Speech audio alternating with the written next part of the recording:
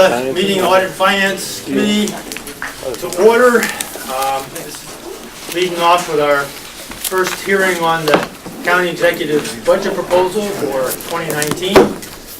First off is Deputy County Executive Phil Calderon coming on behalf of the County Executive. We appreciate glad you're here.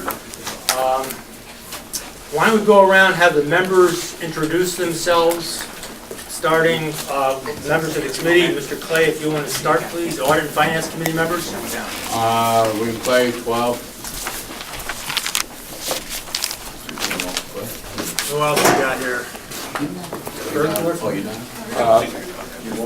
Paul Bergdorf, 23. Joe O'Brien, Loudonville, West Albany, 25. Charlie Dawson, Glenmont, Delmar. Mark Rem Gilliland, 29th District. And we need is Ray coming, and who else do we Just got it. and Chris will be. Okay, Chris can't make it tonight. All right, we're all set. Everybody have all the paperwork. Tim will be emailing out some information to everybody. If you have any questions about what the email is, give him a call. Some helpful stuff on budget facts and figures. Anything else before we roll? Okay, Phil. Anything you want to add from yesterday? So, well, thank you very much for inviting us here to address this committee and for the attention that I know that the committee and the legislature will give to this budget. I'm here today to answer any specific questions you might have on the county executive's departmental budget, but also any questions that you might have. We've had it all of a little over 24 hours now, so I'm sure you've gone through it all. So would you introduce your staff too, for the record, the commissioner? I'm happy to do that. So I have with me Chris Quinn, who is counsel to the county executive, and Sean Fallon, who I'm sure you all know, who is our Commissioner of Management and Budget, and also present is George Penn, who is our Director of Operations. And our team is happy to answer any questions, as I indicated, on either our departmental budget or the budget as a whole as presented by the county executive. I've been involved in government for a while, so if you'll allow me to just make a couple of personal comments. In fact, I was telling the controller that I saw Howard Nolan the other day at a book signing. So I've been involved in government since 1976. I've had a lot of staffs that I've worked with and that who have worked for me. And I think that the staff that we have in the county executive's office and in the Office of Management and Budget is among the finest group of people that I've ever had the honor and privilege to work with. They are dedicated to serving not only the county executive, but the people of the county of Albany.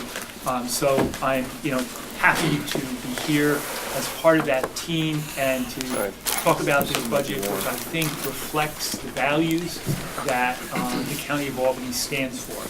That we have put together a budget that tries to serve the needs of those who are most at need, and at the same time do it in a way that is fiscally prudent on behalf of the taxpayers, the property owners of Albany County. It's a budget that, as the county executive indicated yesterday,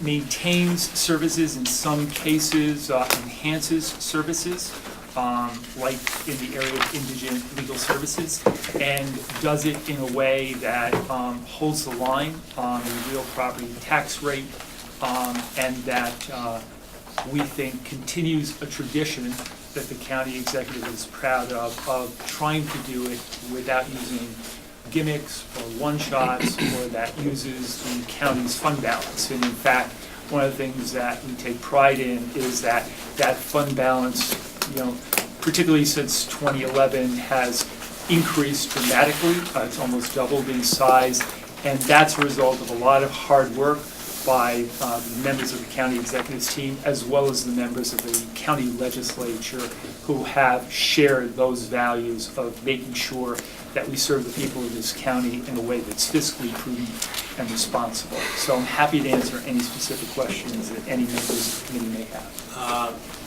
Phil, we'll take a little different approach here. I'd like to go through the 2019 goals and performance targets for the county executive. Sure. Some of these things like healthcare consortium we've started to talk about. I will give you a chance to run through those real quickly and maybe members can ask questions on that. Sure. So as you know, we have brought on Rockefeller College to be a consultant to the county to work with us as part of our shared services plan that involves the towns, villages, and municipalities within the county, as well as a number of the school districts and BOCES within the county.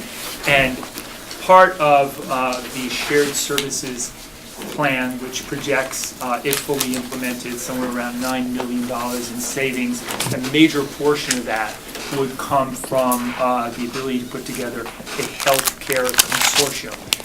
Albany County has been very progressive in putting together over the years through its negotiations with its unions and with the very close involvement of this legislative body, healthcare plans that are almost as good as you can get in terms of being fiscally prudent, in that we are almost totally self-insured and we have maximized savings that have resulted in holding the line as best as possible.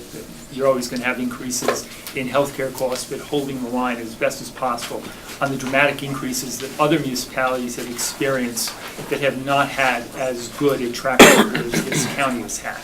But that's not true for all of the towns, villages, and cities within the county.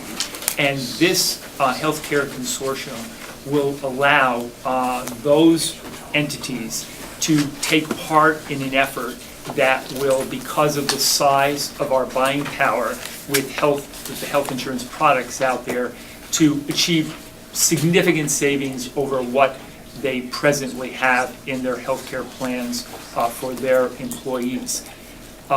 We, as a county employer, will not see a dramatic savings as a result of this effort. There will be some nominal savings, but the real savings will come among the town, villages, and school districts that take part in the consortium. And the savings could be very, very significant for them. And those savings need to be then reflected in their tax bills. That's how the shared services model works. And so ultimately, the taxpayers as a whole of the county will see a benefit from this consortium effort. So again, Rockefeller, Jim Latris, Tom Citrino have been working very hard in making sure that the consortium follows the model that Tompkins County followed very, very successfully. We're working with the county's healthcare advisor to enlighten the towns and municipalities. In fact, we had a meeting about 10 days ago with them on this topic. Our staff, particularly, Mike McLaughlin and Lucas Rogers and Chris Quinn, work very closely, in making sure that there's an understanding for those towns and villages that need to be educated in the process. But we're fairly certain it's going to take a while. It's not an easy process, but we're fairly certain that when it's achieved, the residents of the county as a whole will see a significant benefit. Could you just explain? So here the county's taking leadership. The county itself is not going to save money, but it's going to help all of our municipalities, Correct. Taxpayers to save money, net reduction in taxes for everybody in the county. Correct. But why hasn't this been able to be done before? Can you explain where the state comes in on this and what you're wrestling with? Sure. So, there are a number of hurdles under Article 47, Chris, of the insurance law that need to be overcome that will allow smaller municipalities that have less than 100 members to join into a plan like this. There are other obstacles that have to be overcome to allow unions who have to be represented as part of the shared services to have a seat on the Healthcare Consortium Board. There are our consultants have identified about 4 hurdles that legislatively have to be overcome in order for the consortium to have an effective way to achieve the tax savings that we have projected in our shared services plan. The state has already begun looking at modifications of existing law to help us achieve that. A number of those statutes were waived in order to achieve the savings for Tompkins County. We believe that we're going to be successful in, and we're working very closely with our state legislative delegation to achieve the amendments to help us get to our goal. The state's been very supportive of the county's effort and desire to be Article 47 compliant, and so we think that, you know, we are going to be successful. As you, I think, are aware, we moved the projected date for the shared services plan from 2018 to go into effect 2019. It will, you know, by the time the healthcare consortium ramps up, probably be a little bit beyond that. But we're optimistic that we're going to be able to overcome, Mr. Chairman, the obstacles that the law presently has in the way of achieving the goals immediately.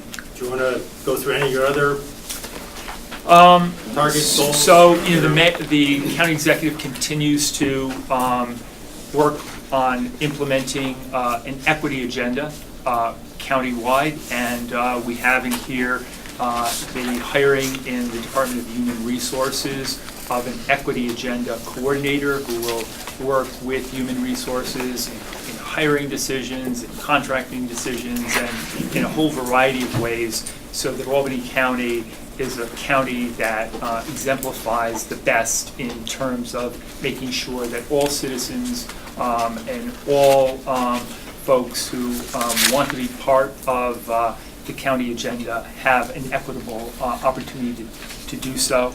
We continue to work on ways to make sure that we're the greenest county in the state, and so we presently have a working relationship with CT Mail, where we're looking at a solar opportunity at the county nursing home as we expand that facility.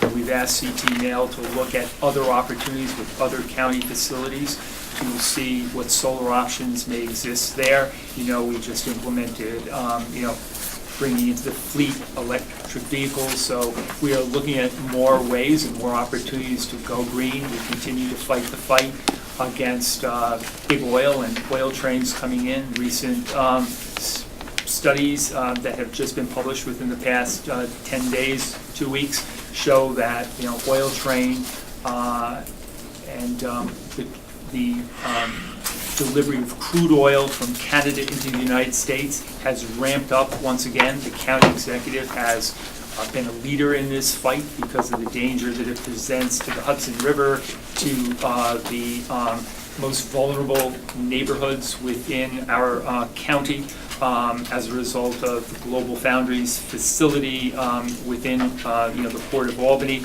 And so we are going to continue our efforts to make sure that we are there at the forefront of environmental initiatives. And you know, I think that pretty much. Great. Any members have questions? Hey, Grim. Thank you, Mr. Chairman. We had a $32 million increase in the budget from last year, Bill. Yet there's a slight decrease in the tax rate. And people will say, how can that happen? Sure. Now, just from my glance at the budget, it appears we're going to get a substantial more money in the sales tax, from 268 projected, adopted last year, to 279 projected. That's 11 million more than we got last year, although some of that will go to the municipalities. Right. So also, we learned yesterday that 10 million with the 2 mandates are actually funded mandates. Correct. Raise the age and The indigent instant care, that's 10 million. So do we get to that 32 million by sales tax and state revenues? The state revenues, it looks like it went from 73 million to 90 million. Is that where we're getting also an additional 17 million? I'm trying to put this together so we get to 32. That is a significant portion, as you know. The statewide implementation, close to $2 million, $1.75 million roughly, and also raise the age, which close to $8 million, a little bit over, actually. It So seems like together there's, there's about 10, but Yeah. there's a 17 million increase based on what I'm seeing here. So there's other additional state revenue on top of those two mandates? Well, there are union raises, there are raises for non-union workers built into this budget as well. And then there are corresponding revenues. There's 4% projected increase in sales tax.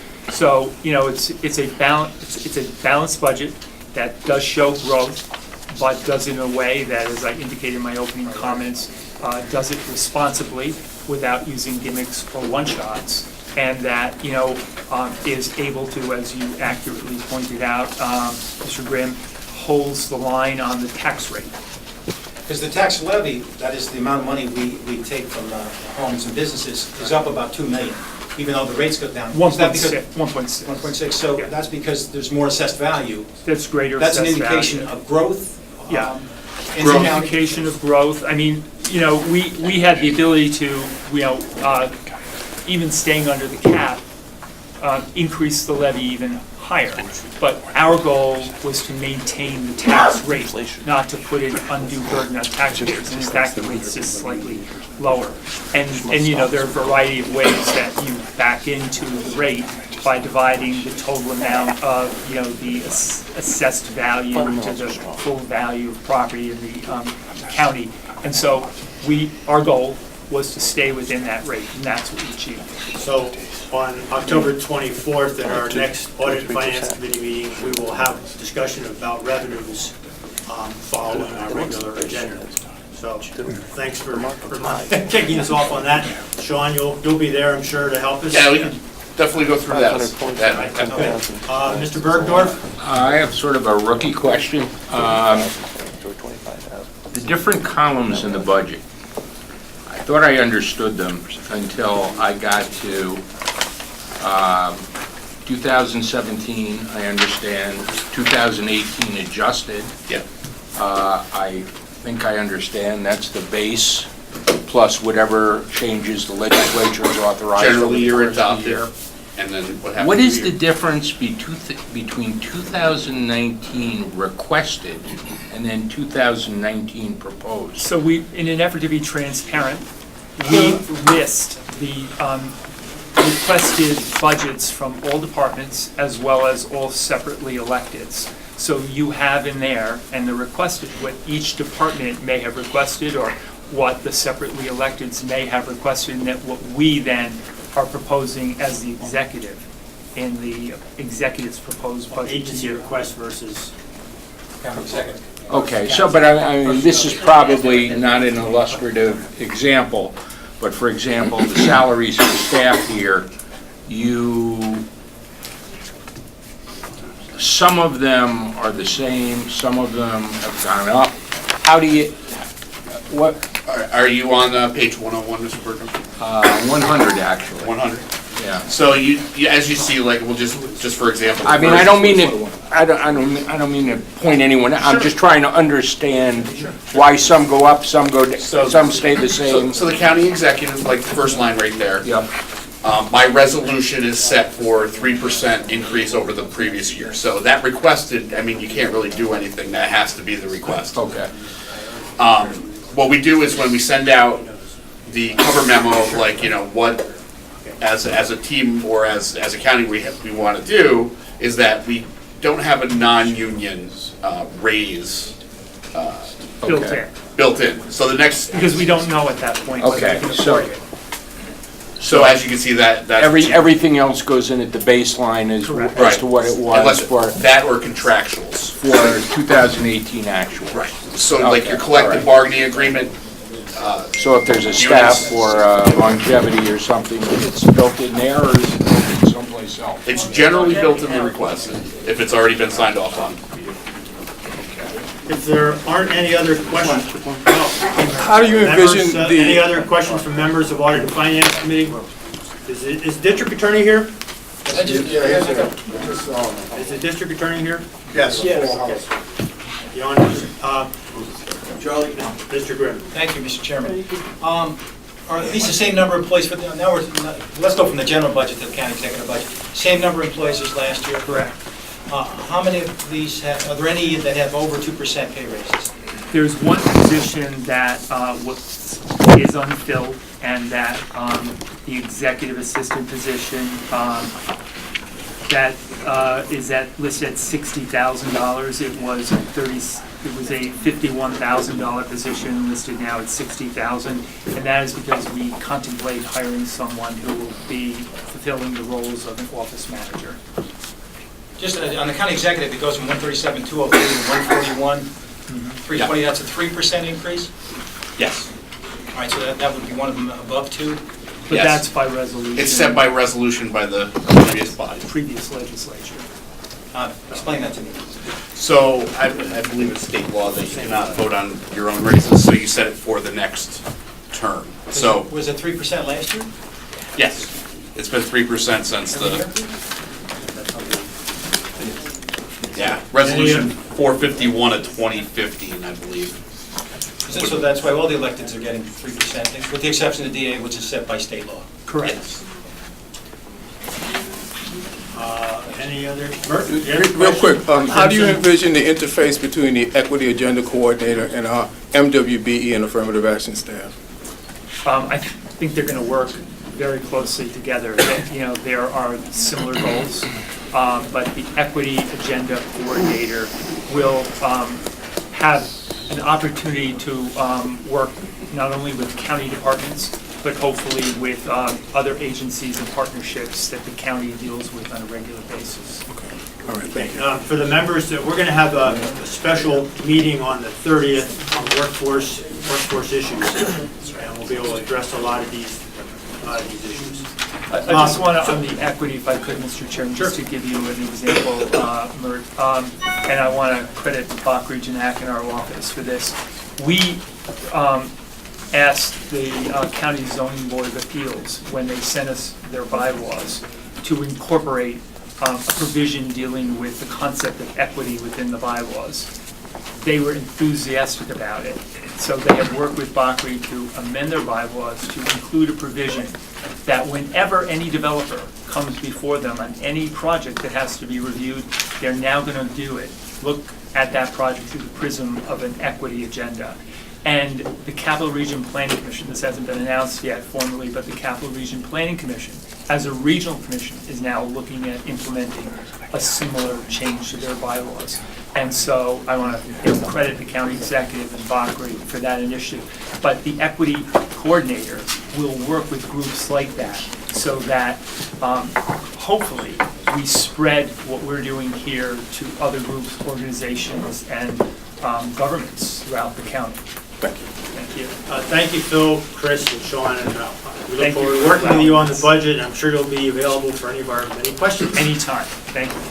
The district attorney, I believe, is next. Actually, you had us on the next. Pardon? You had controllers up next in your data. Thank you. And I'll be a lot shorter. Mr. Chairman, members of the legislature. Mike, before you get started, just like thank you for your many years of service. Enjoyed working with you. Actually, Charlie, And this is going to be your this is my best swan budget song. ever, right? This is the swan song, and what I was going to start with is that it's been an honor and privilege to serve with you. I had the blessed occasion to spend 4 years in the legislature, a 1-year term during the redistricting fight, and a 3-year term. And the quality, the caliber of the people in this county are phenomenal. We have some tremendous employees. We're very lucky, and I don't believe the public is aware of how good the caliber people are. This will be my last visit to you with a budget alone. Depending on how next year's election goes, it's possible that a primary might decide what's going to happen. If that's the case, then it is our intention to have the winner of the primary on staff in the office so that they would be here with us when we do the budget presentation. We'll be working with all candidates in advance about the budget so that everybody's aware of it. And if there is a strong race, then it would be our intention to bring in whoever it is the day after election so they could be around for the year end. It's tremendously complicated. I know I started in 1995 on November the 17th on a Saturday. And it really is important that your next controller does have a good grip on what's going on in the existing year and the year going forward. So this is my swan song with you, and I'll try to be brief. Some of the things that, to touch on some of the goals that, we've used very vague terms on those on purpose, but there are some things that, because of your efforts in this year's budget, we've been able to get to fill accounting positions finally, and we've complied with the affirmative action, and we have some tremendous young people who, and young to the workforce here on board. There are three things that we see that are real cost cutters, revenue generators. One of them is already underway. We've already saved $54,000 this year, and it will be recurring savings on the phone bills. We've done an audit of the phones, and there's going to be somewhere about $100,000 one shot that'll be there on what we're being charged or overcharged by the phone companies on our computer lines. The second thing is that we're all concerned, and we've talked about this 1,000 times, about the zip codes that are Schenectady County zip codes, but are really in Albany County. As you know, our office has worked with the New York State Department of Tax and Finance on several occasions, and we've been able to recoup a little over $1 million in sales tax revenues that we lost. That was on new car sales. We are working right now with some of the dealers on getting together and doing not only a review of the new car dealers, but also of the used car dealers. We looked at a hard audit of 3,000 cars in the 5 zip codes or so that are in Guilderland that are actually Schenectady zip codes.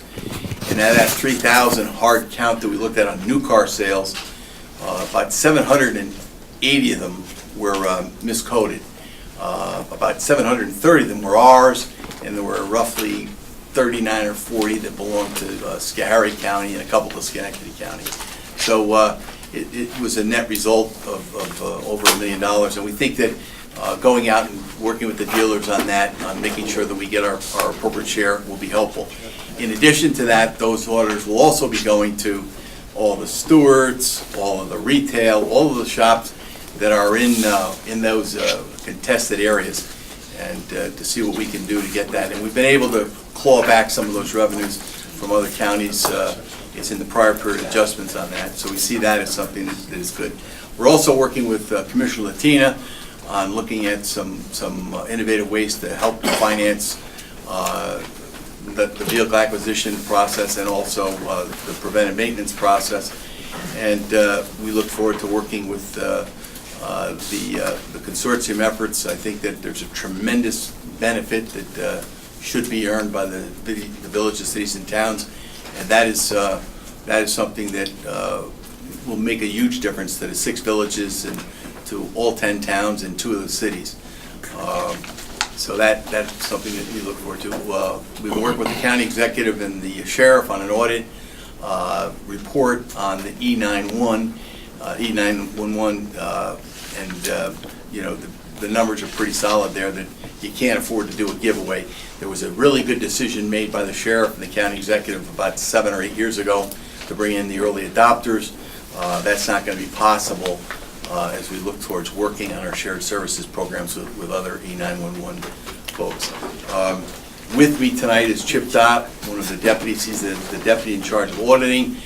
We audit somewhere in the neighborhood of 70 hotels and motels a year, and going up. That's going up, and while you'll see occupancy rates declining in some documents, you'll see people say, "Oh, well, it's going down." The reality is we've gone up about 4,000 beds in the last 8 or 9 years. So you may see a lower occupancy rate, but you do see an increased amount of dollars collected there, and that's an issue. One other issue that we're going to leave you with to consider is that when the renewal of the bed tax that we give to ACCA for the convention center, that's something that's going to, right now, it seems all I have to do is say that sales tax are in jeopardy and sales taxes go up. So I've got to still keep saying the sky's falling. But that is a serious issue for you. You do have a facility that is generating a profit, and it's going to be a significant profit next year, and it's because of the the bed tax that you've given up. So when that bill does come up, I suggest that you negotiate with Senator Breslin and Assemblyman McDonald and whoever the electeds are then. So when that comes up in 2020, you want to make sure that you're ahead of the game on this so that you don't get euchred out of those points that are supporting that state-run facility, which we're the only county, to my knowledge, talking to 52 treasurers and 8 controllers and the city controller, that is supporting a state agency with our bed tax. So that's something that, you really have to look at. The last thing I'll say is that I've been in the private sector. I'm headed back to the private sector. There's it's funny the way the world works, that we're kidding around in somebody's insurance agency that they're the only insurance agency in America that has a 70-year-old coming in for perpetuation in 2020. But it has been an honor and privilege. This is the best job that you can have in this region. There's no exceptions about that. The reason I announced early is so that there'll be a strong and vigorous battle for this position. There should be lots of people. This is a great job. There's great staff there. There's great opportunity to serve the people, and it has really been an honor and a privilege and a pleasure, and I've been blessed to do that. I'll try to answer any questions you have, and any tough ones I'll let Chip answer. Since you brought it up, what steps are you going to be taking to help ease the transition to a new controller, and also the many good staff that you mentioned in the beginning of your presentation that we have and we want to retain? I think the thing to do, and this is what we're actually putting a transition team together now, and the process that we see somewhere mid to late December, start doing some real push, not at the taxpayer's dollar, a real push to get the word out that, hey, there's a great job opportunity there, and start working with people and have people who can explain to potential candidates, this is what it is that's involved. I talked to somebody who I thought would be a tremendous candidate, and she was a controller for Republicans and Democrats in one of the towns, and had a great job at the school district and can't leave because of the health insurance thing. And that's one of the things that the consortium can help. One of the things you can do with that health insurance consortium is that you can make insurance portable, so that if Dennis Feeney works 10 years for the county and 10 years for the city and he retires, his health insurance is not predicated on what his premium was, or what his salary was, excuse me. His premium is based upon his age, marital status, family status. So there's no reason why we couldn't bill the county for half of Dennis's OPEB costs, his insurance, God bless you, and the city for half. And that's something you can look at as you go through this. We've talked to Don Barber, who's the father of the Article 47 consortiums, and there's a real good chance to look at that. And we talked to the sheriff and to the executive about that. There's a great opportunity for them to have people who can move from A to B to C, and because right now you need 20 continuous in our county. And the county executive and the sheriff and I have had people we've approached and said, well, geez, I need to stay where I am for the health insurance. Well, we're all in the same bucket. The person paying the taxes to all 20 of these local governments is the same person. We're just coming out of different pockets. So it would make sense as we move forward with the consortium, and you're going to have variances for the sake of argument. In Ann's, they pay 25% of their health insurance. So the logic is that they would have 25% of the vote on the board for your consortium. In Albany County, it's 10, so you'd be talking about 10. The biggest problem that Don Barber's had is finding a room large enough for all of the parties to meet in Tompkins County. You can imagine what it's going to be like here in Albany County. But there's a chance to do this and to intelligently smooth out glitches on people's health insurance coverage, and hopefully that'll be something we look at. I also think that the sooner people start looking at this and coming into the office, anybody that wants to run, I don't care if they're Republican, Independent, Communist Party, Democrats, whatever it is, I don't care. If they're interested in running, we'll spend time with them. Because it's important for the people of Albany County that whoever comes in knows what's going on. It is a tremendously complicated job that I try to make look simple, and that's because we have great people there doing all the work. Let me ask you a technical question. Yes, sir. Today, I think you filed the financial report for the county for 2017 with the municipal securities rulemaking body. Yes. Can you explain to the members why that is important? Yes. And how that might MRSP affect 2019 budget? It's Or not do you gonna- want Chip to answer that? No, it's not, actually, I Yeah. do the bonding, so, and it's so interesting, somebody already offered me a job to help them with the bonds, but that's the future. So, when you go back to the rulemaking committee, one of the things they're trying to avoid is payment to play. And that's the big thing that really is about that. And there are very technical aspects as to whenever you are involved in security sales as to what you do. The county is under, I like to tell people I've paid back $1.3 billion of borrowing. I don't want to talk about the $300 million that's still out there, but I'm sure it will be paid back. There is a tremendous amount of work that goes into that, and our office does a great job. We have some tremendous people helping with that. And, we filed, actually it's the 30th of September, but Mr. Grimm? Oh, thank you, yes. Same staffing level in 2019 as 2018, Mike? no, because in 2018, we were given positions to be put into the budget, which we finally staffed up, so there's a couple more. I think it's 2 more. You're talking about the part-time auditors? Yeah, we're up, no, actually, it's the same body count, but the seats are full now. We had 2 open seats last year, and we asked for time to fill them because we were going through the process, which we have filled them. We had somebody who we thought was gonna be great, and they got an offer next door for $16,000 more to do the same job, so they left, and I don't blame them. The rationale behind adding the 2 part-time auditors last year was it would bring in more revenue. Which we've done. Can you give me some sense of what revenue has been brought in? Yeah, you've got a one-shot on the billing for your phone lines for the computers. We were being overbilled by Verizon and other carriers that we had. We did an audit of that, a one-shot savings on that. There's another $58,000 savings that's not a one-shot savings, so we reduced the bill every single year for that.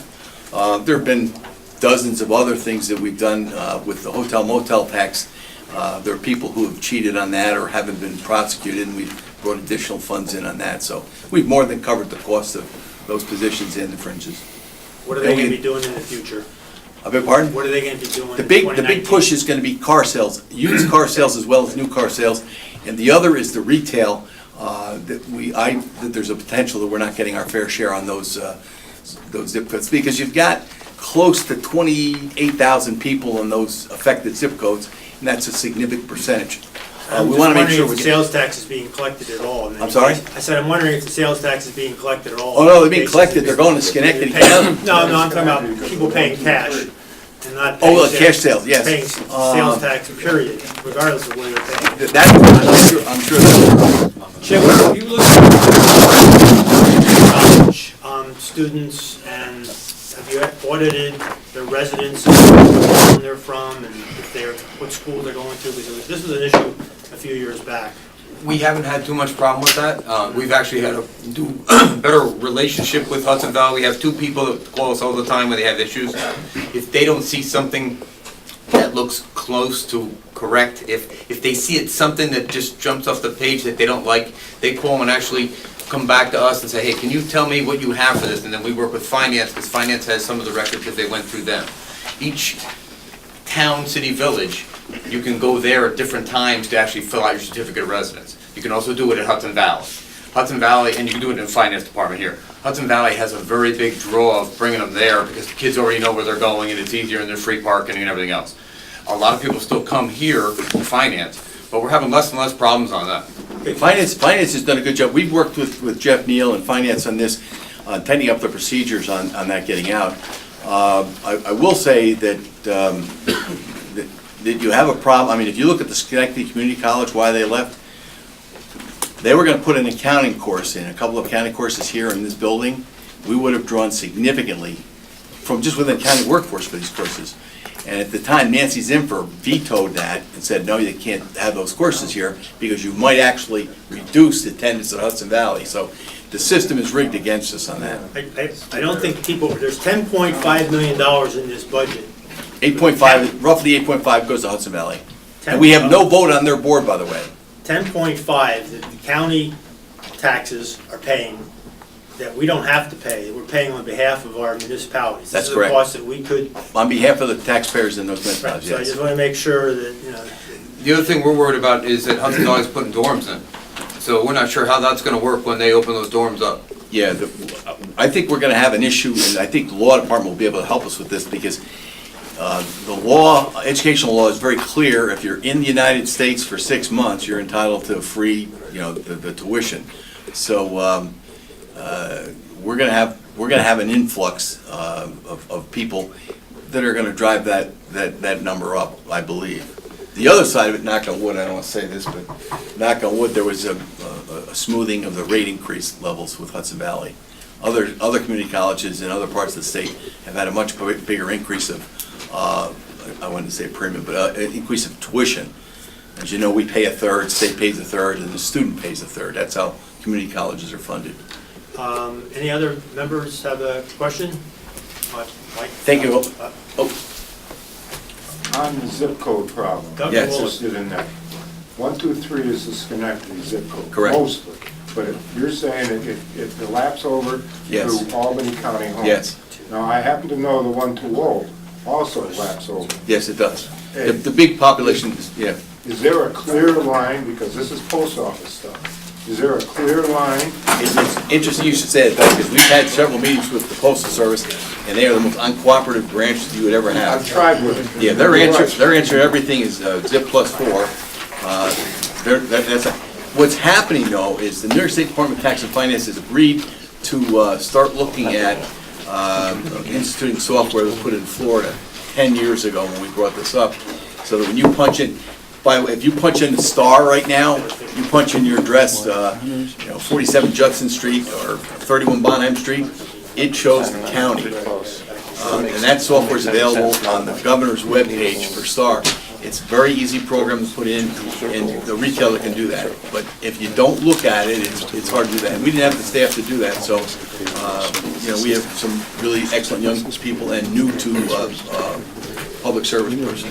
Mike, thank you, we gotta move on. I guess, would the Chip, county thank board of you. elections help you write their zip code? They can't do zip, but that's what we use as a source document to do the audit. We did. I'm just here to make sure Nick Gets his. Thank you. Next is County Clerk Bruce Headley. Bruce, thanks for coming down. I will, Mr. Chairman. Legislators give up their 2% or whatever. I want to thank you and the Audit and Finance Committee to have us tonight. What's the zip code up where you live? 12189. We want to thank you very much for having us this evening to talk about our 2019 budget. We have two departments that we'll be dealing with this evening. The first is A1410, which is the Albany County Clerk's Office, and A1411, Over in the courthouse. yes, which is the Albany County Hall of Records on Tivoli Street. So the first thing that I'm going to address in the budget this year will be A1410, and that's the Albany County Clerk's Office. We have two significant items that I wanted to bring to your attention for the 2019 budget. As all of you are aware, technology has been a very important part of my component as being your Albany County Clerk in upgrading all of the records in the Albany County Clerk's Office and get them online for easier access to title searchers, to just the general public. They can sit home, they don't have to drive downtown Albany when they need this. So in fees for services, I've added $60,000 for an upgrade to the county clerk system so that we can, we're currently working 1970 to 79. The $60,000 that I'm proposing would add 1960 to 1969, an additional 10 years worth of information of records that we have in that department will go online and visible to the public. Yes, it will generate revenue because it's going to be easier access for people to get to it. So the total amount I have under fees for service is $160,000, and that includes my FOIL system and the current maintenance to the clerk system that we have in place now with IQS. The second item I'd like to address is an equipment item. Thanks to the Albany County Legislature, we've been able to upgrade our microfilm scanners and readers to the most up-to-date equipment that we could possibly have in my office. The equipment right now, currently, we are having the 6th one put in place as we speak today. I put in for the budget for one more. That will complete my microfilm reader unit to have 7 brand-new microfilm readers and printers for the public and for my staff to utilize. So those are the 2 major changes that I have into the budget for this year, and I will entertain any questions regarding the county clerk's office. Questions from Mr. Grimm? Thank you, Mr. Chairman.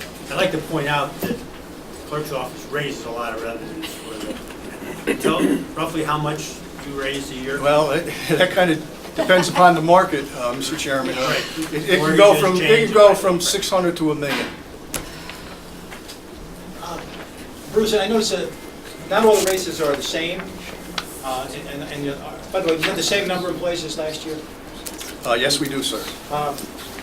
So some get more than others. Is that, do you have some kind of merit system worked out, or how's that work? No, they are, some of the employees that are, you will see that make more money are because they've been with us for 25 or 30 years, and the raises that they have gotten in those 25 or 30 years puts them in that dollar bracket.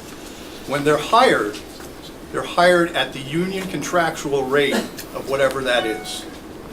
So anybody that leaves my office now that may be making $50,000 a year, when the hiree comes in, they'll be making either the $27,000 or $28,000, dropping that to some $22,000. There is on fee for service, this is on page 225. That's quite a drop from 345 to 120. Jerry's going to explain that to you. Okay. That's the kind of drop I'd like to see, by the way. That's the hall of records. That's 1411. That's the That's hall the of hall of records. We records. haven't gotten to We'll them get to yet. that. Mr. Chairman? Yeah, Mr. Bergeron. Quick question. Talk to The code project, I see there's another $50,000, another installment for the upgrading of the county code. Yes, sir. What is the time projection for that project to be complete? Well, the problem is there's so many issues out there regarding phase number 2 that we're not sure. We're researching with departments, we're researching within our own codes, we're researching our charter, we're researching everywhere we possibly can to make sure that when this codification is completed, it is completed to the best that Albany County can be proud of. And that's why we have the additional $50,000 in there, because we need to continue to work on that codification project. And Brandon from the majority office is my lead attorney on that, and he has been working hand in hand. He's not here tonight, but he's been working hand in hand with General Code to make sure that we continue the updates that you guys do in the Albany County Legislature, and to continue the updates that we need to do with any charter revisions. So we really don't have a potential timeline for when this could be? We have one more year left on the contract with General Code, and that'll be it. So this year is year 2 or year 3? Or? This is year 3. So this is the last year of their contract? That's correct. Or is it a 4-year? No, it was a 2-year contract with 2 one-year renewals attached. 2 one-year renewals. Paul, this would be- if I can just, No, Bruce, sorry to interrupt. That's okay. So Brandon and myself recently had a discussion with E-codes where, as the clerk indicated, we're in the final phases, trying to determine how phase 2 will progress. The timeline, once we turn everything over to E-codes, once we make the decision we need to and get everything we want to turn over, as Bruce indicated, excuse me, it's 120 days from that point that they should be done with it. So it takes 3 months, or 4 months rather, from the time it's turned over. Yeah, they were very specific in the contract negotiations and how long and how the time frame it would take. Once things are presented to them, how long it would take after that to get it back to So us. what you're saying is they're sort of waiting on us? Correct. Okay. So this will be one of your 2019 goals and performance targets. That's It's not a- listed that's- here, but you can add that on here now, right? It is now, just add it. Thank you, Mr. Chairman. So, before we get to the hall, you want to talk about the hall records? I do, sir. So when you say 600,000 to $1 million in revenues raised by the clerk's office, your appropriation request, I think, is like 1.2 million. So great deal of your department's funding is you're raising the revenues to pay for yourself. That's correct. Unlike just about any other agency in the county. And we're very proud of that. So hopefully we can get to and that, you know, that's part of the reasoning why I've come to you with these upgrades to the department, because that enhances what we can do with the public and with the private sector in our business that we conduct with the county clerk's office. Please, we interrupted, go back to all records now if you want. And we'll ask for any other questions later. Wanda, you have a question? On the first part, Wanda, or on the whole? County code program. Okay, why don't you ask that now? Ms. William? I guess my question is, that the way that is set up, it's a collaborative effort between the clerk's office and the majority's office? Bruce, if I can Yeah, jump go in. ahead. So, Wanda, the reason that we're involved is there's well over 75,000 pages of documentation from our office, that our office being the majority office, which holds on to the journals for the legislative proceedings. 75,000 is a low estimate of the number of pages we have just from our side of it. Bruce is working on other aspects within the county, but the vast majority of what is going to be compiled is coming from the legislative journals, which again is, as I said, 75,000, that's a low estimate. And to Mr. Bergdorf's question, that's part of the issue of sifting through thousands upon thousands of documents. Okay, so I guess my question is this: since you named Brandon being the one sifting through, is that correct? Sure, he's been doing Okay, a lot of work on it. So he's doing that on a very part-time basis? Well, he had up to 2005 done, starting at the beginning of this year, and there is an additional, as you know, 18 years that we've got to go through. So Okay. there's a choice that needs to be made. So I guess I'm leading to this question. Why don't we have someone that actually works on it full-time? And, you know, why haven't we hired someone to, I mean, it just seems like. Well, I have brought that up, but I'm trying to be fiscally prudent with the taxpayers of Albany County. You're absolutely correct. Having a full-time staffer doing this would be a great idea, but. It's up to the legislature to allocate those funds if they want to do that.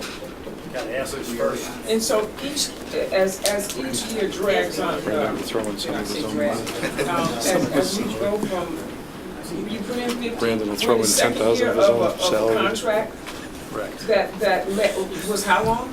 We're actually into the third year of it. Third year of, how The long? first year and a half was basically phase one of the codification project. So how many years is the contract? We got one more We year. have We one more just, year we left. just went to the legislature to renew the contract one more year. Put it towards it. This is the third year, and I guess 2019 would be the fourth year. So there's a year, there's 15 months left on a 4-year contract. Yes, correct. Based on what? Yes. And so then we would have to have a new contract? I would have to go out to bid. And so do you see this being another 4 years? Or would it help, I just gotta ask this question, Sing it out if we loud. hired somebody full-time to do this? Because if we're going into the fourth year, is it conceivable that we would go into another 4-year contract? How many years would you be asking for? Well, to be honest with you, Wanda, I'd have to consult with General Code when we get like 6 months away from the deadline and find out what they have to say to us. And then I would have to work with Kevin and his staff to see how far we are along with the legislative items. I don't think that's determinable at this time, to be honest with you. Yeah, and to answer your question, one of the idea of having another 4 years before it's put together seems unlikely, as I won't contradict Bruce, but another 4 years isn't the time frame we're looking at here. That's not a reasonable time frame for this, based on where Brandon has already gotten the project. We're in the final phase here, and there's some final decisions that need to be made with E-Code on how it's going to be carried out in this last phase. But if you're asking will it take 4 more years, that's unlikely.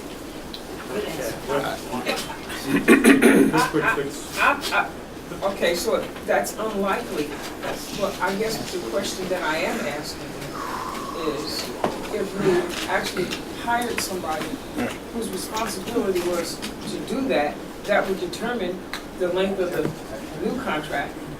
And, you know, how much we're gonna expend on that versus actually having somebody working on this. Well, and it's a good point, but what we would face is if we run down this time period at this additional 15 months, is we're gonna have to go out to bid, and another contractor may win that bid, not Well- general code. Well, Mr. Chairman, you got a couple of issues, because even when this is done, you got to put on someone like general code or somebody on an annual retainer to update it, to That's keep a correct. code book done. That's That's correct. going to become a perpetual annual expense for the county, so we don't find ourselves in a situation where we were, where there were a bunch of journal books around. The issue that goes with that, and maybe, I kind of agree with Wanda, maybe you could put your head together with the majority office and the chairman's office and find a way to accelerate this project so that the bulk of this work could be completed within the 15-month time period that we know is before us. I think that would be a very, very laudable performance goal, not just for your shop, because you're waiting on other people, but for us as well as a legislature. Sure. Because the horsepower's got to come from our shop as well. Bruce, you talk about the hall records now, but also would you introduce your staff? I'm sorry, Mr. Chairman. With me is Deputy County Clerk Geraldine Gould, Deputy County Clerk of the Hall Records Craig Carlson, Deputy Director of the Hall Records Vincent Camissa. Sorry about that, I should have done that in the beginning. Vince Camissa. Andrew says hello. Okay, the Albany County Hall of Records. We have two items that we're going to need to discuss with you about. The first item is a personnel matter. As all of you know in this room, we have made advancement steps at the Hall of Records for our records management program like no other county except for how you heard from our Deputy County Executive, Thompson's County. We are following in their footsteps. We're forging along. We have gotten 2 grants in the past for almost $300,000. We took 1 year off in 2019 because of the fact that we needed to complete the 16, 17, 17, 18 cycle. So now we're going to apply for another $150,000 for a local government records management improvement fund grant in the 2019 budget year. If we're successful, it's leading us to the point now in technology. Our IT department here at 112 State Street, specifically Perry Blanchard, met with me and suggested that I include in my budget an electronic records management technician who will deal with only the electronic records that are taken care of at the Hall of Records. They would administer our Laserfiche program at an advanced level of technical knowledge of archives, records management, and information technology, computer science. He would construct the workflows for that department. He would liaison with all of our info services, and he would also require some information science background because of the fact that we need a professional at this. We are currently working with all of our county agencies, and I can specifically name our district attorney's office as one of them that has consulted with us to help them with Laserfiche projects. Our Albany County Nursing Home Director, Larry Slatke, has been contacting me constantly. What can we do to help them out there with Laserfiche and getting their workflow taken care of in a better way? This electronic records management technician we've put in the budget for $37,500. That is the only personnel issue that I have changed in my budget for this year as far as personnel services. The total amount proposed would be $744,793.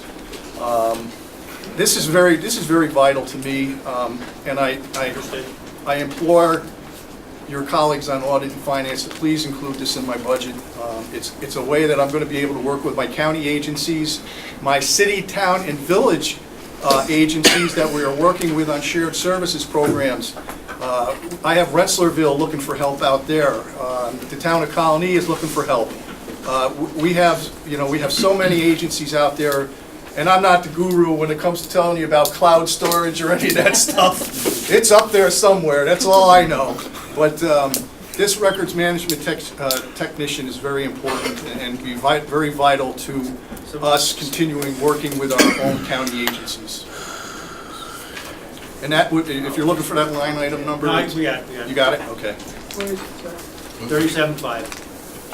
Page 223. So what happens when everything finally gets digitized? Well, the one thing about finally everything getting digitized is nothing will ever get finally digitized. There's always going to be documents that are going to need to be digitized. Even in the county clerk's office, we have maps, we have other things that we really want to see get on this digitization project.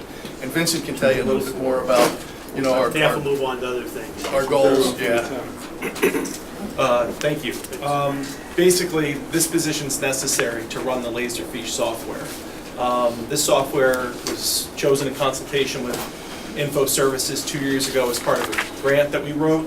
The idea was to start to be able to digitize records en masse and make them easily accessible.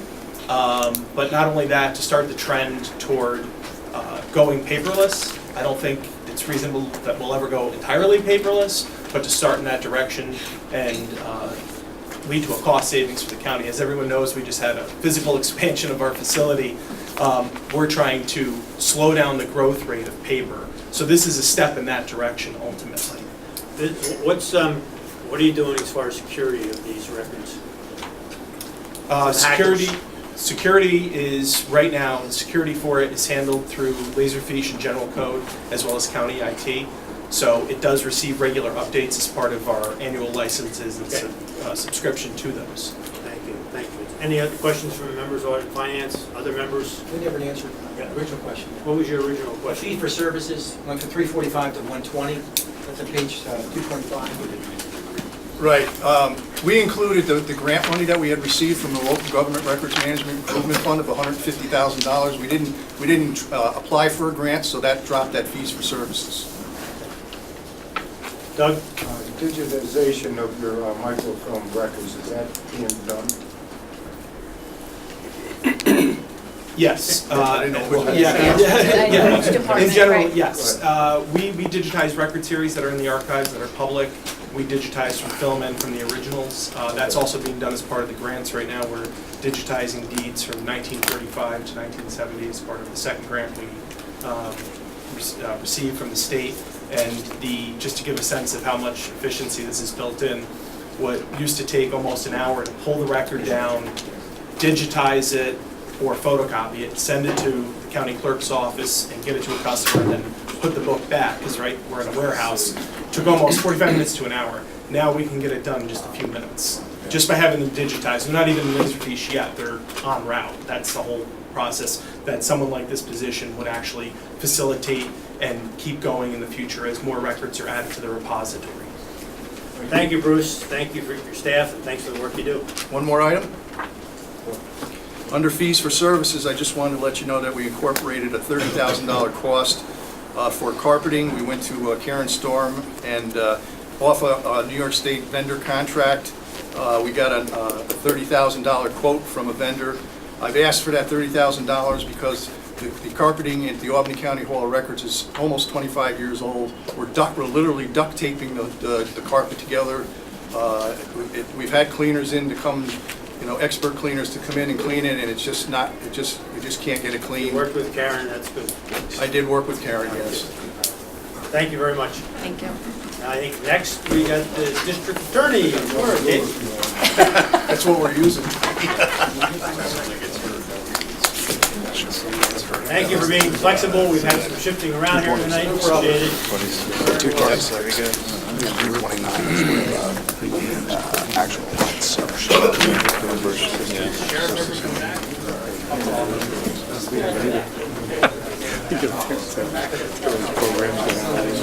Everybody want to take a stand-up break for a minute? Yeah, sure. While the DAs get settled. Get your water. Phone.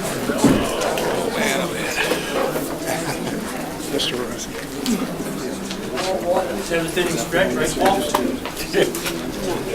Better than Red Sox batting practice.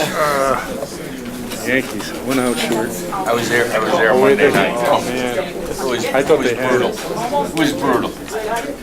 Stanton. 16-1. Stanton. Oh, that game. I'm in the finals.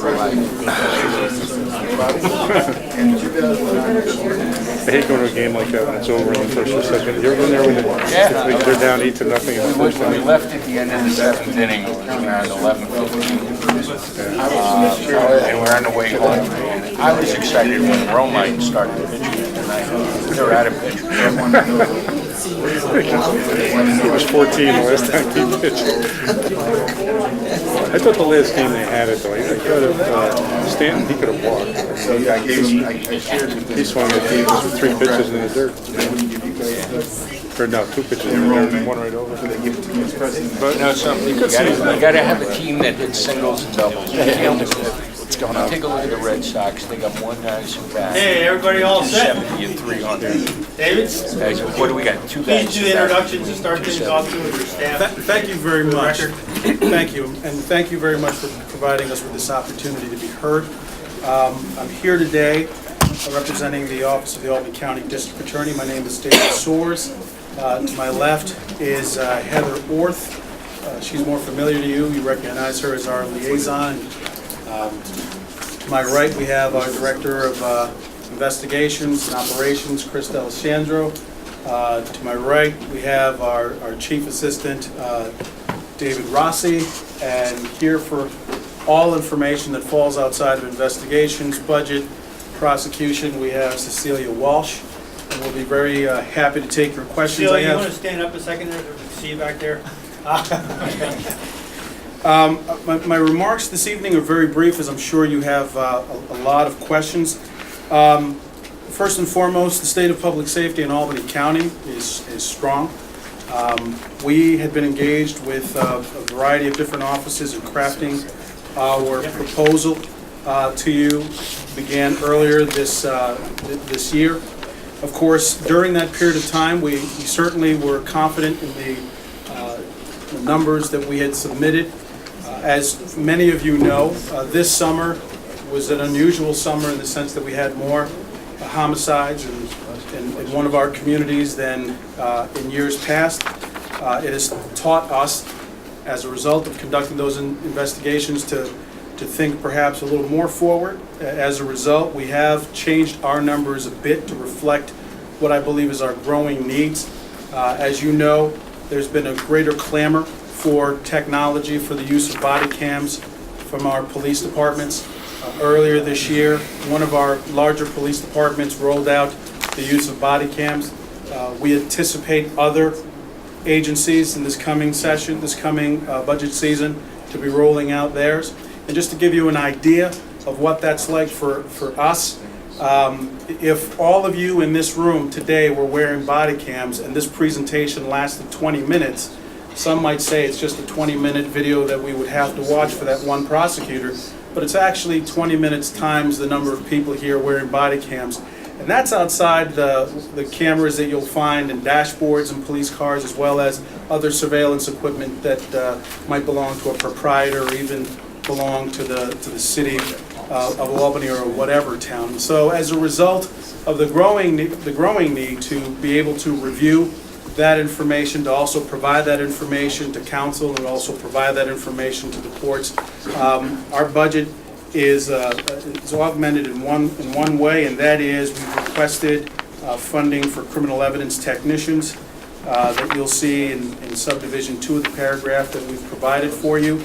The need for expert testimony is growing as well in our cases, and we've also requested I believe it's 25% increase in fees for service. And aside from that, that is the only changes in the document. Those 2 positions are not in the budget as it was presented to us, right? Correct. So where are we going to find that money? That's where we are asking. 100% grant funded? We've been led to believe that there's this tree that exists in this building that once shaken. A little green piece of paper? Okay. So you're asking us for find funding for 2 new positions for the technicians. They have very persuasive argument for them. Correct. Do any members have questions? Mr. O'Brien? You're done with your general presentation, right? Yes, I am. What police agencies are not using body cams at this juncture? Well, the vast majority of them right now in Albany County. What we have is a gradual staged launch with the Albany Police Department. They've, most of their uniforms have them. They're entering into phase 2 with their detectives and other personnel will have them. Guilderland has, they're wearing body cams. I don't know where they are right now with respect to detectives. Colony is also using body cams in one form or another, but we still have the Sheriff's Department, we have the Green Island, we have Cohoes, we have a whole host of different agencies that we believe will be coming on board with body cams as well. Okay. Is there some sort of time frame when they're coming on, or is it all this year? I think it's as is their local budgets permit. Okay, thank you. What do these cameras cost? I believe it's about $1,000 per camera, but then what is more cost intensive is actually the storage of all of that data. Mr. Chairman, thank you.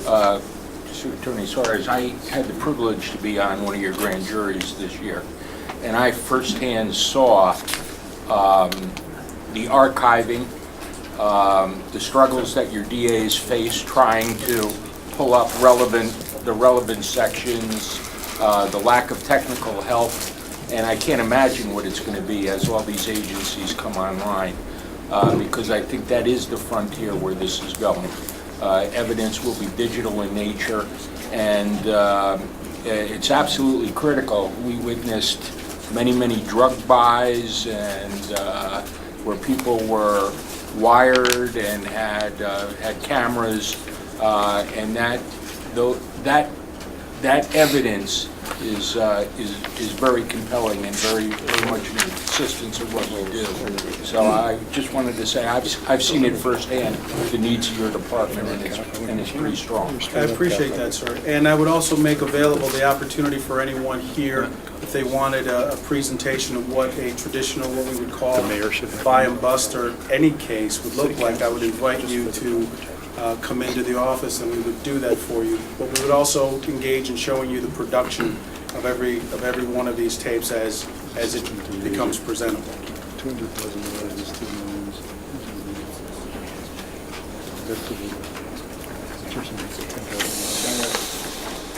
Questions from any other?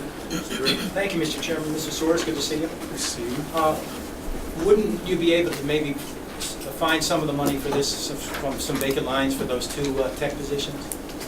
Well, the vacant lines that we're experiencing, we are in the process of hiring for them as we speak. In other words, we wouldn't be able to save, to reduce our prosecution, the number of prosecutors in order to provide for these 2 positions. And I guess I should start by saying that in addition to the work that's being done in our county courts, we're responsible for every single court that exists in Albany County.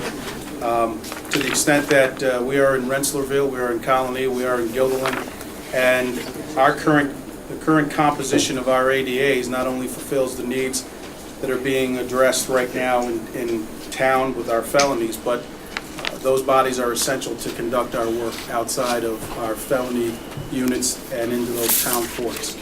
We know with Raise the Age, that is going to shift, create 21 jobs in other departments, 19 in probation, 2 for the sheriff.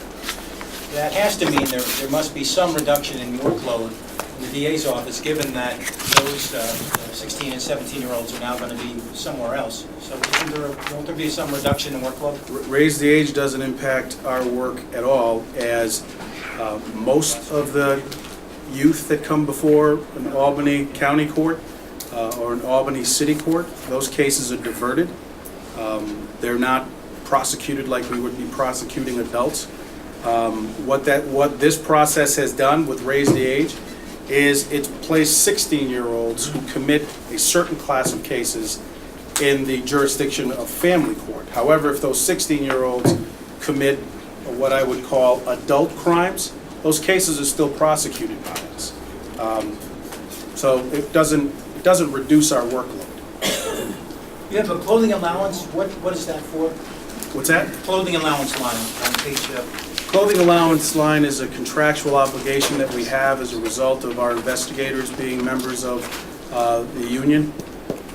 what's the clothing for? It's For uniforms or something? It's uniforms, it's the flashlights, it's for vests, fire gear. There's a 50% increase in travel mileage freight. Could you explain the rationale for that? We have a large increase in the number of people we have to go get. That also includes travel or our gas cards, and it includes other expenses that we need to use to get victims, witnesses, house them, and move them around. Witness protection costs. Wouldn't that same need, though, have existed the year prior? Why is there such a large increase? Well, there's an increase there because you have, look, what I can tell you right now is expect that to be higher next year, as our colleagues up the hill, the state legislature is talking about bail reform, because presumptive release is going to cause us to go out of town and to get absconders more and more often. Now, what's happening as a result of the current status is we will decide, I get that call, and I'll decide whether or not we're going to leave town to pick up that offender who may be sitting in a jail in Ohio. If the offense that they have to answer to here is a serious felony, we're going to go and get them. If it's a female defendant, we have to reach out to our colleagues and make sure that we have either a female trooper or female deputy that will travel in order to do this. If we're using our personnel will go and come back usually in the same day. If I'm using an agency outside of the Albany County District Attorney's Office, there's a requirement that there's at least a one-night stay for purposes of travel. And so we're not only picking up airfare, we're also picking up other accommodations. I also will state that if the individuals have not been indicted and they've been arrested, bail has been set, or they've been released in their own recognizances, usually the law enforcement agency will go out and get them. However, if there's been an indictment and that person is on bail, then it falls on the DA's office to obtain that individual. Is the drug treatment money, is that line item in here some in the budget, or is that outside the budget? Because I know we don't approve it. You get that from the feds. Do you have some idea how much drug seizure money you might realize in 2019? We can't forecast that, because that usually is based upon the targets of our investigation and the proceeds that we're able to liquidate as a result. How much have you seized in 2018? In 2018? Federal numbers are way down. And the state numbers, I'd say, in the neighborhood of maybe $200,000.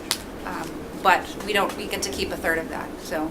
I know there are restrictions on how you can use that money. Absolutely. But are you able to use that for, say, your own budget in any way? We cannot supplant, but if there is a new initiative or expense, then we usually take that on. Okay, thank you. Bergdorf? I'm sorry. One last sort of policy question, and it kind of picks up where you were talking about, transporting defendants and the like.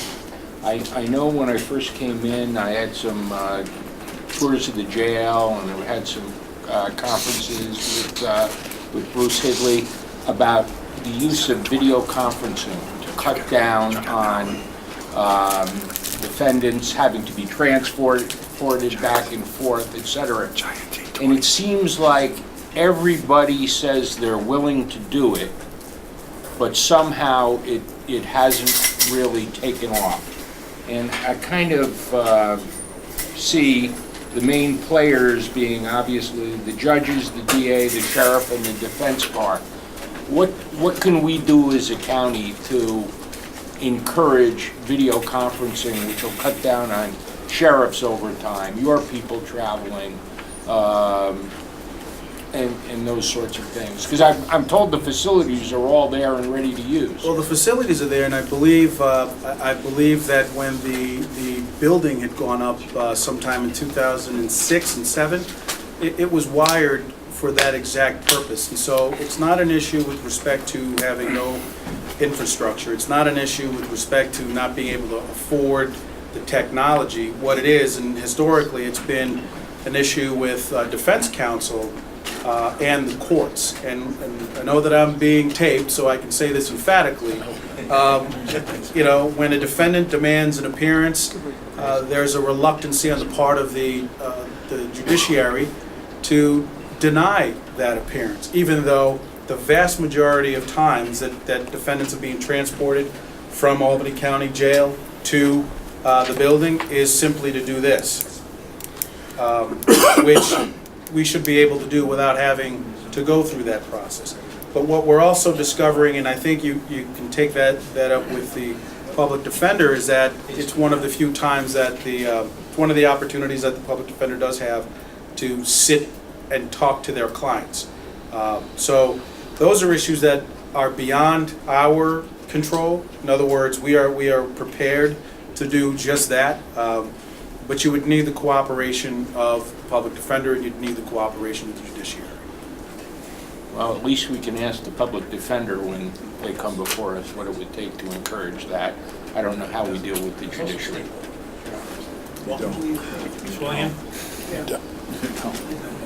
I have a question, and it's in regards to raise the age. So, as the age goes up, and you said that there's no difference in the cases as far as the district attorney's office is concerned. So, are the kids going to family court? And does your office follow to family court? I mean, only those cases that fall within the class of offenses that we still have jurisdiction over, meaning if there was a rape, if there was some kind of, I believe it's not even serious assault, significant, a case where there's a significant physical injury, those cases, we would be contacted, and we would be still handling those cases if we felt it was appropriate to handle those cases. But those cases are still handled in family court. so, and just one more question, it's still on this thing. Do you have any numbers, like, of what these types of cases that you're talking about now, okay? Where you could see what the change would be? I believe in it. I believe we had, as a member of the DA's Association, we had presented to the state legislature why raise the age, and all of this was unnecessary, because at the end of the day, what we're talking about is not leveling to a 16-year-old, a 17-year-old, the burden of a felony, which could have just been done in regular court. In other words, we have youthful offender, but in terms of sentencing, we could have done that in adult court. In addition to the fact that, for example, services, the probation and all these other services that they would be getting in family court, we could have provided for that in adult court as well. So all of the things that the goals of raise the age could have been achieved in family court, but they went in this route. So looking at the numbers that we had in the Albany County, there were 26 very significant felonies. I believe it was for the calendar year 2000, might have been 2016. There were 26. And I believe of the 26, there were only 11 of those cases that we ended up asking for a significant period of imprisonment, because they involved very serious felonies. So the 11 stayed under your jurisdiction? So during that time, all of them were under my jurisdiction. Just like, for example, all of the crimes that occurred before October 1st of this year are still under my jurisdiction. in other words, just because they changed the location of arraignment and they've given a certain class of cases to be prosecuted now by the county attorney, it doesn't really change our numbers, because those cases that involved young kids were not cases that we were ever expending resources, a lot of time and energy prosecuting, because with cases involving most kids, it's your graffiti cases, it's your criminal mischief, it's breaking windows, it's cases of that nature that we weren't asking for jail. We were ACOD in those cases, we were having them do community service. The serious cases involving weapons, involving those we were taking serious, those cases we were prosecuting aggressively. We would still be prosecuting those types of cases, except we'd be doing it in family court, so they still remain our cases. Any other questions by members of the committee? Doug? Criminal forensic audit. What do they do, and what's the logic of putting them on staff? Okay. So right now, for example, let me give you a case that we prosecuted last year involving a lawyer who, after every divorce settlement, she was taking money from her clients, asking for a loan, and she was borrowing that money from her clients, and she was spending the money. And then when she would have another, a trust and estate, in other words, a death, she would borrow money from this person and pay you back. So it was a Ponzi scheme involving a lot of her clients. So anytime you have a case like that, or any case that involves an embezzlement case, if you're fortunate enough to have those cases, in other words, if it's a state police case, they have their own auditing and forensic capabilities. If you're dealing with the city of Albany, they have their own auditing and forensic capabilities. But if we're dealing with Bonanza, if we're dealing with Waterville, if we're dealing with Cohoes, if we're dealing with the vast majority of our law enforcement agencies, they will charge that individual with some kind of fraud. But in terms of being able to actually do the forensic work to get it to a grand jury or to try it, we have to either pay an auditor to come in and do it, or ask the state police and hope that they don't have a backlog, and then they'll do it for us. So the idea of bringing on an auditor is just one where it will save us in the long term with fees for service and all the other contracts that we Ma'am? I just had a question. What are the responsibilities of the assistant district attorney ones? Are they in town court? And They are what we've done, and much to and thanks to you, is we've created the classes of ADAs, and we've attached the certain salary lines in hopes that when we do have turnover, what we're losing more of the 1 and 2s. So your ADA 1 would be a person with less than 2 years of criminal prosecution experience. They may be in local courts, they'll be in town courts. Your level 2s have a little more experience, and you may find them in local court or in town courts, but you may also find them in an entry-level position in one of our drug units, our sex units, or our financial crimes unit. So as you see the number behind the letter ADA, there's a certain level of experience attributed to that, which also creates the demarcation in terms of salary. I see they're 51, 55,000. Does somebody pay their student loans? I mean, they must have student loans of $150,000. So how do they live? You have a 7 years of higher education, and you're making $51,000, $52,000. We're able to retain them for a short period of time because there's a loan deferment program that if they are ADAs, for a period of about 5 years, they will. The state does provide some kind of tuition reimbursement, so they're able to make ends meet. But what we try to do is prohibit them from falling in love. We try to prohibit them from getting in a relationship and having families, because then those expenses go up. Okay, all right. Do most of them move up, though? I mean, fairly rapidly, or? We do when there's opportunities, and most recently there's been some opportunities for that. Okay, thank you. Any other questions? Quickly ask Mr. Grimm. What is the policy on outside income, given the recent story that we had? I think clarify that? They should be I eliminated. think that with the rare exception of a will for your parents or closing for a cousin, it is prohibited to obtain any outside income. And I think that what you followed there was an internal investigation. What you followed there was also, so we have a record here, there was no reluctance in terms of the decision that we were going to make there, but there were cases that were being handled, very serious cases that were being handled that we couldn't compromise as a result of taking, the swift action that I know that I've been criticized for. So,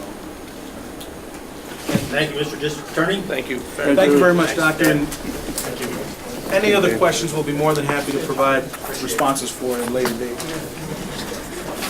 Is the sheriff in the house? Think he's at a bar, but I'll retrieve it. Yes. Can I ask you about your DWI program? Page 236.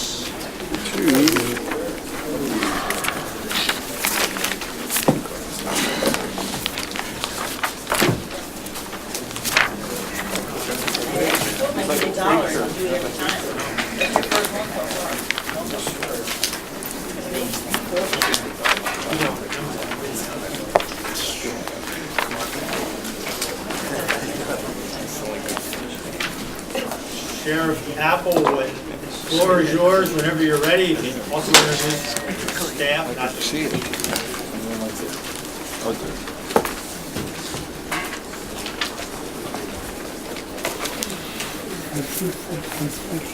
Yes, you're right. Wow.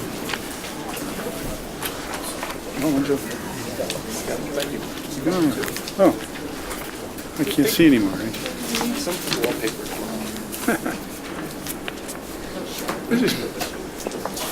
Good evening, everyone. First of all, thank you. With me tonight, I have Tom Contrafeld, works in our business office, and John Cox, who manages our business office. I've got about 2 hours of opening remarks, and we'll get moving.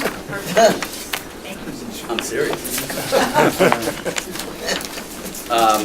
If you could indulge me, Mr. Chairman.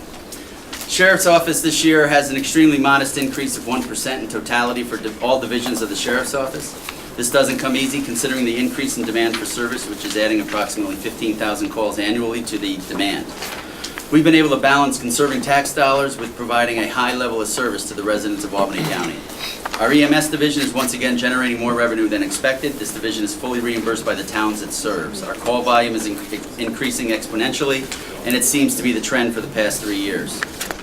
Our communications division, which serves the entire county, is continuing to increase calls for service with an annual increase of a minimum of 5%. This division is tasked with handling roughly 698,000 calls annually for Albany County. The percentage equates to additional 35 calls per day. We recently embarked on a shared service with Saratoga and Rensselaer County that will save Albany County taxpayers approximately $1 million annually. And in 2019, we expect to break ground on a new call center in the town of Colonnade. The Fire Coordinator's Office has increased its state training hours from 1,400 to 2,000 and uses an additional 1,000 from various counties that do not use their allocation. Our Patrol Division also has had an increase in calls for service. We continue to purchase a majority of our cars and equipment with asset forfeiture funds, limiting the exposure to taxpayers. We have recently purchased the Clarksville School, just awaiting the closing. Throughout 2019, we expect to start renovations and hopefully increase services to the residents in the outlying area.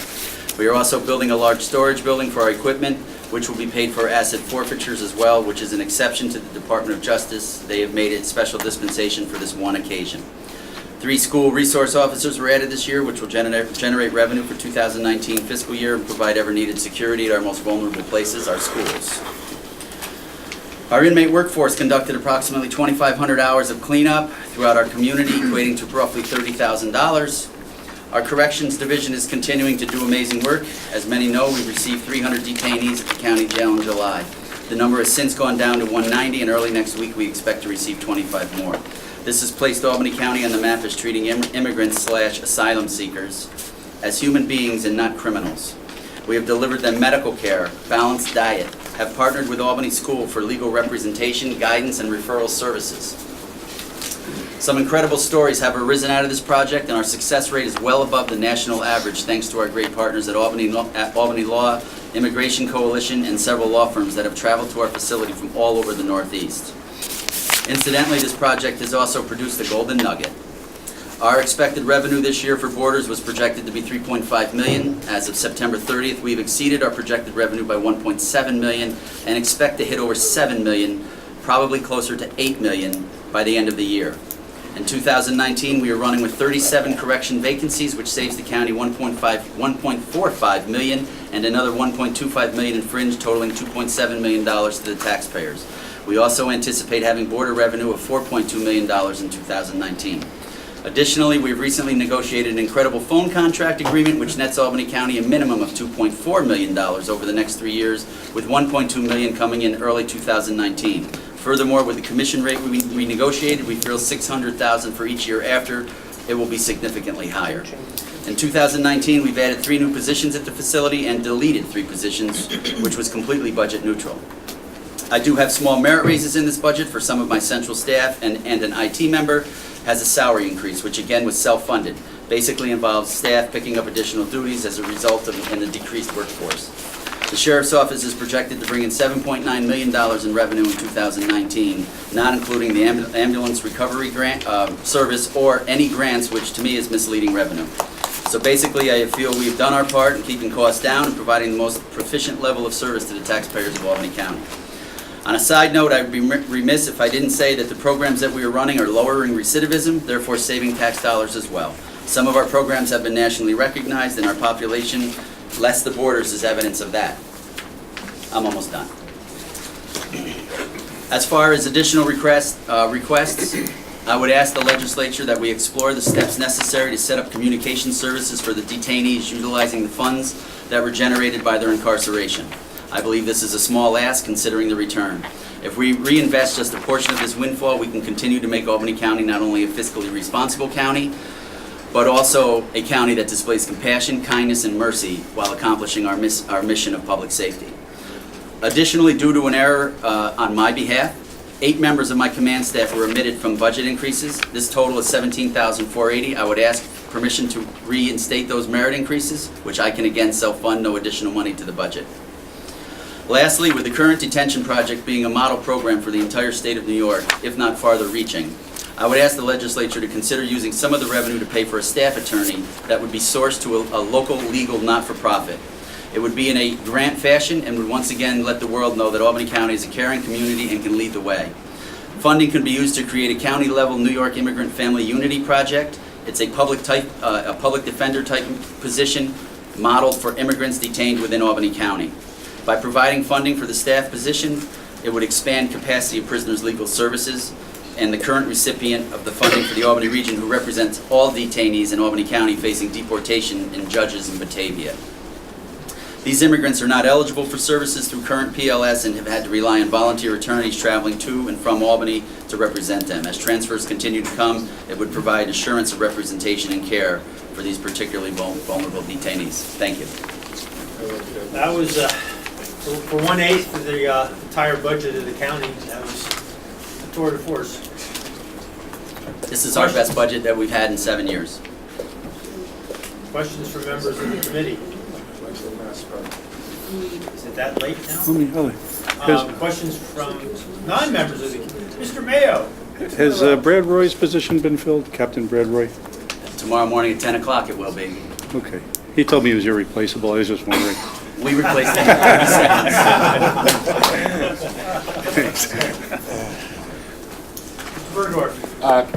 seconds. You'd indicated your revenue for Borders had gone up dramatically. Obviously, there's an expense side to that. Can you give us a sense as to,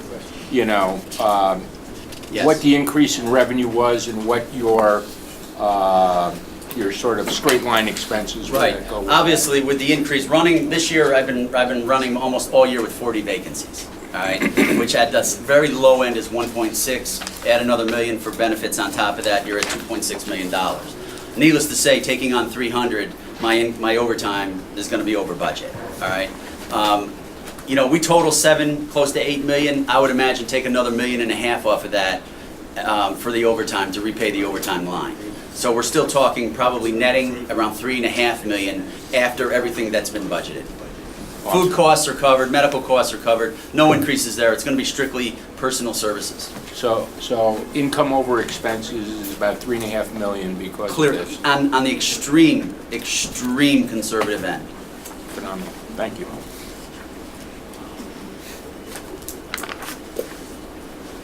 So Western Turnpike is closing. You're gonna pick up another? Yeah. I'm not aware of that. Yeah, I heard, I thought they were shutting down very shortly. So I'm not aware of that. We're prepared I think to, a lot of people don't realize how much your office is involved Yeah, with I mean- ambulance services throughout the county. if I could talk about that real quick. We didn't develop an ambulance service to replace volunteers. We developed an ambulance service to augment volunteers, knowing that also volunteerism is on a drastic decline in this county, in this state, in this region, in this country, basically because when the markets crashed, people had to go back and get second jobs, spouses had to go back and get jobs, whatever the case may be. Since then, Voorheesville has kind of succumbed to that, Rensselaerville. We're prepared to pick up, but the problem that I'm running into, and it's something that sooner or later we'll have to come back to the legislature for, is that this is a completely budget neutral process for the county. But some of the towns are not wanting to pay their fair share. And that's where I'm running into problems. Like a certain town this year, it's a 5% increase. We don't make money off of providing this service. We try to cover our costs for the rest of the county. They're not prepared to pay that. I can't help that. So, you know, as we get bigger, things will get easier. And our revenue recovery is, again, expanding exponentially. But it's not a self-sustaining program. When you say that, the insurance companies Yes. are being billed Yes. what they weren't before. Yes, I think so. I think we're slated to bring in a little over 300,000 this year. We'll have no problem meeting that. Next year, it'll probably go up by another 50 or 60,000. Our ambulances and in Bethlehem and our ambulances throughout the county this year are going to handle thousands of calls. And how's the staff retention of your EMT? Very hard. Yeah. Very hard. Do you need any help with that? Well, I always need help with retention in all of our positions. Unfortunately, our EMTs and paramedics are some of the lowest paid in this entire region. So when you have an opportunity to go ride for a small ambulance corps like Greenport and make $20-some an hour, or come to Albany County at 14, it's problematic. So why is that? Why is this Well, again, the pay out of line with the quote competition? Again, they are union, so it's a negotiated contract. But coupled together with that is that the more that they make, the more that the towns have to pay, the higher that their tax cap goes up. So it's a very vicious circle. And, you know, we're trying to address that with some of the towns. But again, as more ambulance services fold, which is not something that I'm wishing for, but as our services expand, that will then help sustain the program a lot more. Right now, the ambulance services in Albany County are somewhat, let's just say they're not run very efficiently. And what I mean by that is when I have ambulances on this end of the town, and then over on this end of the town, and then another service in the middle, if we all merge together, we could do a lot better with a lot less. And but it's, you know, it's baby steps. We're making them. But again, we need volunteers in this county. Would that be a subject for shared services? Absolutely. Questions from, any other questions from Doug? Yeah, I like your proposals for immigrant assistance and services. It's wonderful. I think it's really good. You said you're down to 190, you're going to go up 25. You got any idea of where that's going to be in the future? I expect to hold 100 immigrants, only immigrants. I have Rikers Island, I have Jefferson, I have Greene, I have Schenectady, I have all of Schoharie. I expect to hold 100 immigrants for roughly a year. But I read in the news yesterday that there's a facility in New Jersey that houses hundreds, is canceling their contract due to complaints about poor services and everything else. And that's why I think I'm very strongly supportive of the fact of we have done something in Albany County that no one's been able to do in the country. And that's provide these immigrants with necessary services, treat them as human beings, and still the county reap the benefits of that. Now, with that said, the legal services are key. There's a story, I mean, I don't want to keep you folks here all night, but the success rate of Albany County getting credible fear interviews and passing them is higher than anywhere in the country. With that said, there was a young girl that I met back in July when they first came in. Young, little African-American girl, came in from Cameroon. She hadn't talked to a human being in 60 days. Nobody would talk to her. She couldn't talk to her family, nothing. She didn't know if she was in Albany, Arizona, or California. She spent the night on the plane. She showed up in Albany. She was released in the middle of the night 2 weeks ago and dumped at a bus station in Batavia. And we made arrangements here in Albany to get her into a hotel room and then get a bus ticket back to Minnesota. That's pretty sad. And I think we can do better in this county. And we're hell-bent on showing it.